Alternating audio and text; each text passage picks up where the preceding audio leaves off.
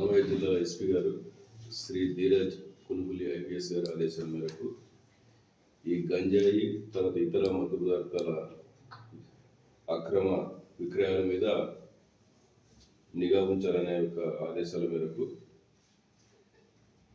లక్రెడ్డిపల్లి CI గారు కృష్ణరాజు నాయక్ మరియు Ramapuram SI గారు శివకుమార్ వీళ్ళు ఆధ్వర్యంలో ఈరోజు వాళ్ళకి రాబడిన విశ్వసనీయ సమాచారం మేరకు సాయంత్రం రామపురం పోలీస్ స్టేషన్ పరిధిలోనే గ్రీన్ పార్క్ హోటల్ వద్ద ఈరోజు ఇతను ముద్దాయి కమలాకర్ రెడ్డి అనే వ్యక్తిని అదుపులో తీసుకోవడం జరిగింది. ఈ కమలాకర్ రెడ్డి అనే వ్యక్తిని అదుపులో తీసుకొని అతని దగ్గర నుండి సుమారు 2 కేజీల గంజాయిని స్వాధీనపరచుకోవడం జరిగింది. ఈ కమలాకర్ రెడ్డి అనే వ్యక్తి గాలివీడు వాస్తవ్యుడు. ఇతను బెంగళూరులో ఉంటూ ఒక పీజీ హాస్టల్లో అక్కడ ఈ యొక్క గంజాయిని సరఫరా చేసే ఒక నెట్వర్క్లో భాగంగా ఉన్నాడు ఇతను. వీళ్ళు ఈ గంజాయిని వైజాగ్ నుంచి తీసుకుని వస్తూ తర్వాత దాన్ని బెంగళూరుకి తరలించి బెంగళూరులో అక్కడ యువకులకి ఒక నెట్వర్క్ డెవలప్ చేసుకొని వాళ్ళకి డెలివరీ చేస్తున్నారు వీళ్ళు. ఈ యొక్క కమలాకర్ రెడ్డిని మనం అదుపులో తీసుకొని విచారిస్తే ఇతనితో పాటు ఇంకా కొంతమంది వ్యక్తులు కూడా ఈ నెట్వర్క్లో ఉన్నారని చెప్పి అతను చెప్పడం జరిగింది. వీళ్ళు మనకి పోర్టర్ యాప్ అనే ఒక యాప్ ద్వారా వీళ్ళ యొక్క ఈ గంజాయి మత్తు పదార్థాన్ని వాళ్ళకి సులువుగా సప్లై చేసేదాన్ని వీళ్ళు ఈ పోర్టర్ యాప్ ద్వారా వాళ్ళకి చేయడం జరుగుతూ ఉంది.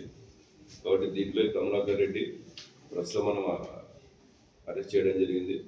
తర్వాత ఇతని యొక్క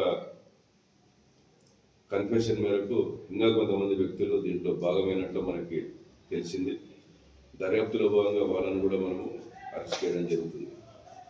తర్వాత మనకి విచారణలో భాగంగా మనకి ఫర్దర్గా తెలిసిందేమంటే ఇతను బీటెక్ గ్రాడ్యుయేట్ చెన్నైలో కంప్లీట్ చేశాడు. అయినప్పటికీ కూడా వ్యసనాలకు అలవాటు పడేసి ఈ రకంగా గంజాయికి ఇట్లాంటి దాంట్లోకంతా కూడా సేల్స్ చేసే దాంట్లోకి ఇతను ఒక నెట్వర్క్ దాంట్లో భాగమైనడు. సబ్సిక్వెంట్గా ఇతను ఈ గంజాయిని సరఫరా చేయడమే కాకుండా మా దర్యాప్తులో మాకు తెలిసిందేమంటే ఇతను ఒక సోషల్ మీడియా అకౌంట్లో కూడా ఒక ఐడెంటిటీ క్రియేట్ చేసి ఒక ఐడిని క్రియేట్ చేసి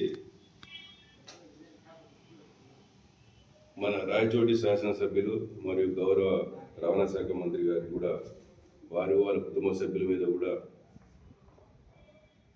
అసభ్యంగా పోస్ట్ చేయడం అనేది కూడా మన దృష్టికి వచ్చింది. ఈ విషయంగా కూడా కేసు నమోదు చేయడం జరిగింది.